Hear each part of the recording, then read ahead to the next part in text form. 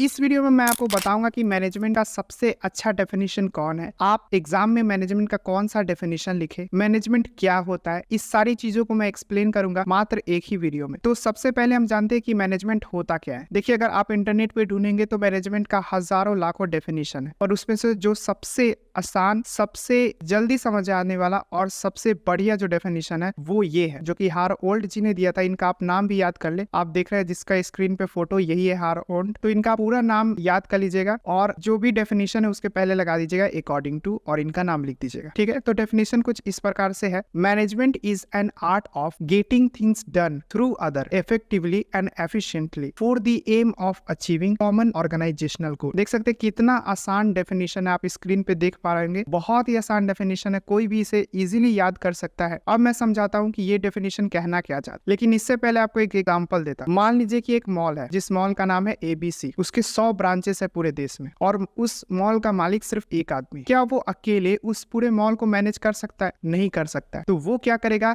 अपना जितना भी मॉल है, जितना भी ब्रांच है, उसमें सब ब्रांच में वो एक अलग अलग मैनेजर रखता है। जैसे कि आप बैंक में देखते हैं, सारे बैंक के ब्रांच में एक अलग अलग आपको मैनेजर मिल जाता है। तो ठीक उसी प्रकार से वो क्या करेगा, सारे मॉल में वो एक अलग अलग मैनेजर रखेगा। लेकिन मैनेजर जो क्या करता है, ज्यादातर काम खुद से नहीं करता, वो अपने दूसरों से करवा। दूसरों किससे कराता है? जैसे कि बैंक पे जो मैनेजर खुद से ज्यादा काम नहीं करता, वो कलर लोगों से करवाता। तो ये डेफिनेशन भी वही करना चाह रहा है। मैनेजमेंट क्या है? मैनेजमेंट एक कला है दूसरे से काम करवाने का। ठीक है, मैनेजमेंट क्या है? एक कला है दूसरे से काम करवाने का। ये डेफिनेशन अगर आप ध्यान से पढ़े तो आपको सारा कुछ समझ में आ जाएगा कि मैनेजमेंट है क्या। ठीक है, तो मैनेजमेंट में क्या किया जाता है कि जो भी मैनेजर होता है वो अपना काम खुद ना करके दूसरों से करवाता है। ठीक है, ताकि जो ऑर्गेनाइजेशन है अपना गोल इजीली और जल्दी अचीव कर सके, और टाइम पर भी अचीव करना भी जरूरी है। तो ये था सबसे आसान मैनेजमेंट का डेफिनेशन। लेकिन अब एग्जाम में कैसे लिखना है? मान लीजिए आपको अगर 1 नंबर का पूछे तो आप ये वाला डेफिनेशन लिख दे जो स्क्रीन पे शो हो रहा है। 2 नंबर वाला पूछे तो ये वाला लिख दे,